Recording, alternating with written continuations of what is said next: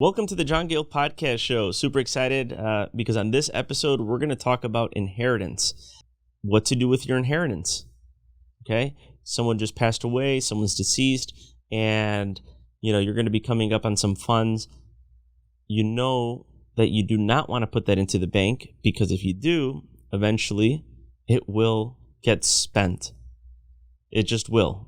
Okay? You're going to end up buying yourself probably a new car, maybe some new clothes. Anyway, the bottom line is you'll spend it, and then afterwards, to quote the movie The Nutty Professor, when he eats the bag of Cheetos, felt good in the moment, but when that bag's empty, you feel empty inside.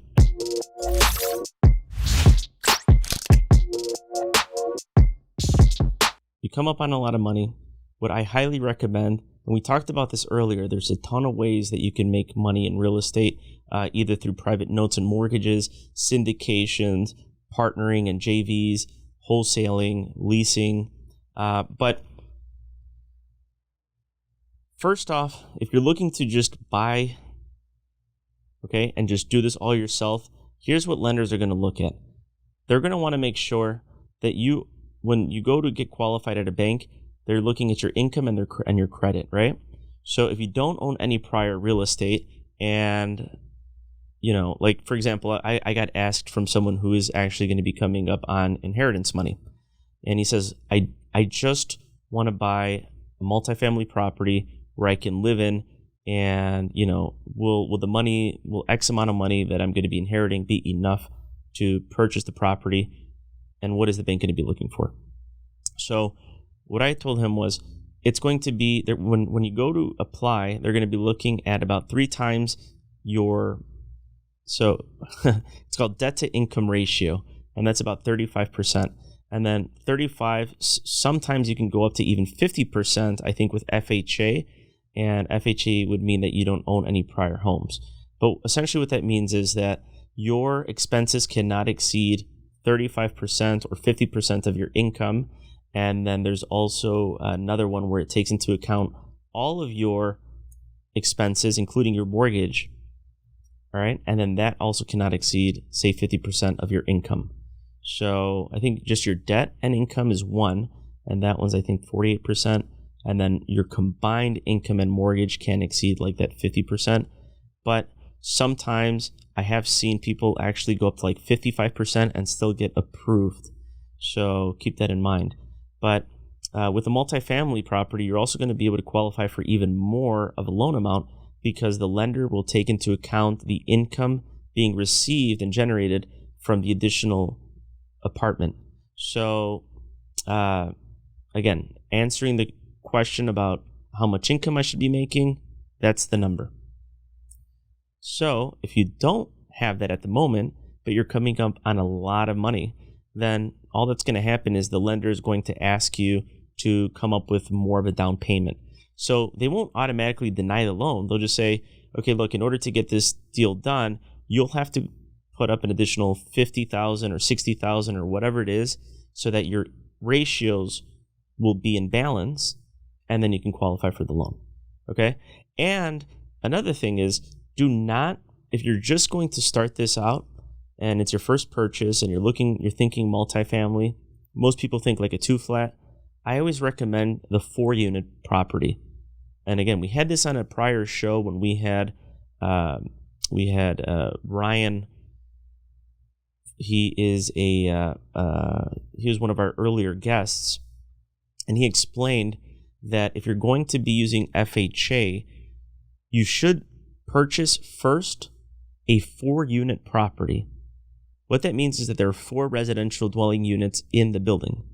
And the reason is, and hear me clearly, if you start with a 4-unit, you'll actually be able to qualify for more of a higher mortgage loan amount because remember, now you're taking income from 3 additional apartment units, right?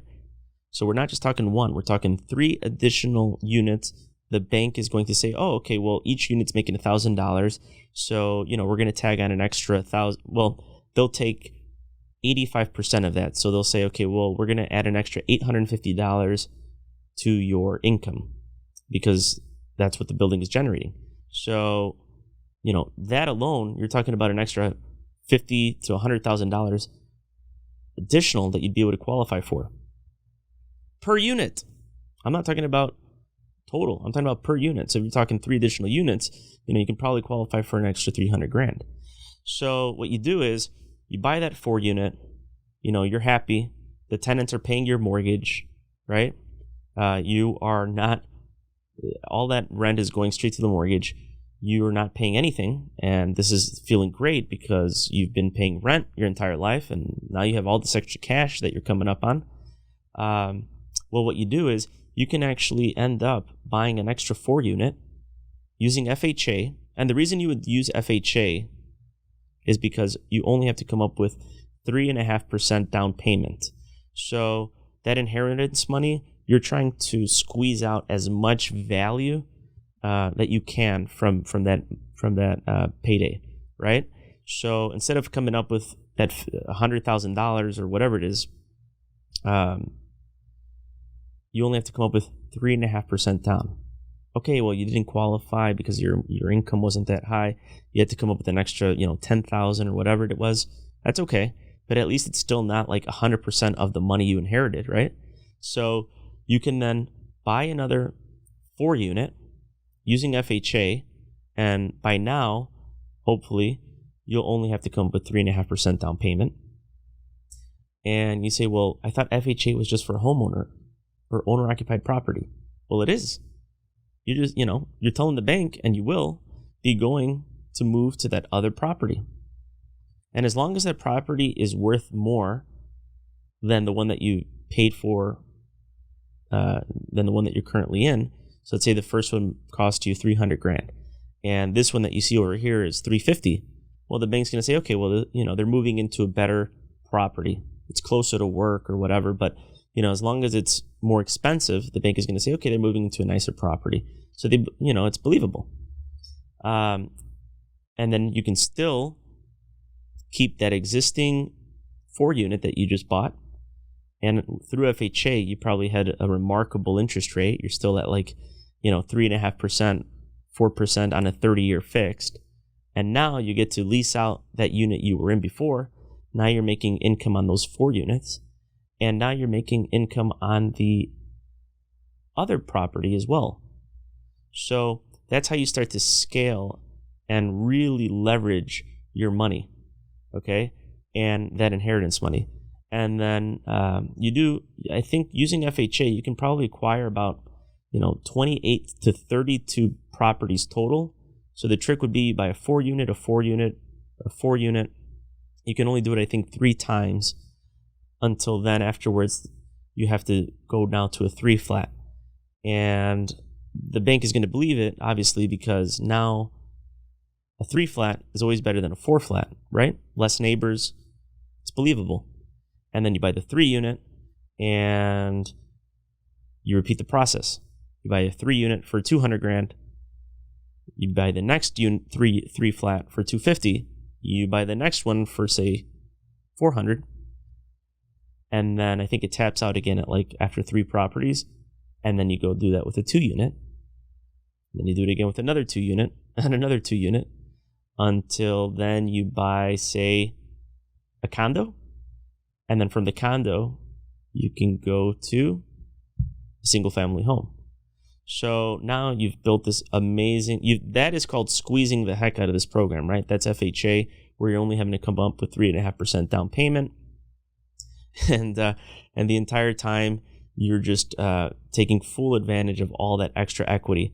And don't forget, once your loan amount has decreased by 20%, your mortgage insurance, which I didn't talk about, it's basically when you do an FHA loan, you have to pay mortgage insurance. And that's not like your home insurance. That's just an insurance that protects the lender against your default. Well, that gets wiped away. That is usually an average an extra $200 a month that you're paying. So imagine now you're getting an extra $200 a month reduced. Or you can also get it reduced if, say, properties in the area appreciated, or you've done major improvements to the property and you feel now that it's worth 20% more than what you paid for it. Well, you can call up your lender and say, hey, I've got comparables here. Redfin or Zillow is showing that there was a recent sale here, and I'm pretty confident my property is worth this much more. You can call them. They'll do a new appraisal, and then it gets removed. But anyway, that's what I would do. And using that program, you'd only have had to come up with 3.5% down on each property. But if you got a good realtor, you can also have the realtor ask the seller to pay for your closing costs.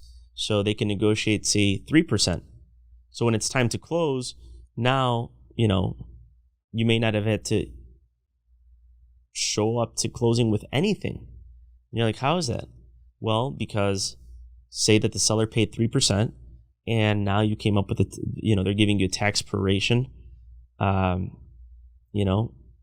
will also get deducted at the day of the closing. And so sometimes you actually walk out with money in your pocket. But don't be fooled. You still have to pay those taxes, right? So a lot of people will get that check and they're like, oh, wow, this is great. And then forget that, those taxes have to be paid. But in any event, that's what I would recommend if you're getting inheritance money. Put it into real estate. I know that even if you didn't want to acquire 32 units using this method and you just want peace of mind, well, then fine. You know what? Get your 4 unit, get your 3 unit, get your 2 unit. But that's what the bank would be looking at as far as your income, as far as your credit is concerned. You want to have good credit. But FHA, I think the minimum credit score just went up. So I have another segment where it talks about how to improve your credit score. Always try to keep your credit score at least above a 640. I mean, ideally 700, right?